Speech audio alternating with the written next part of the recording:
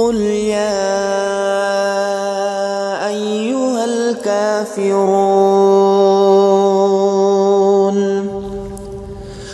لا أعبد ما تعبدون ولا أنتم عابدون ما أعبد ولا أنا عابد ما عبدتم ولا أنتم عابدون ما أعبد لكم دينكم ولي دين.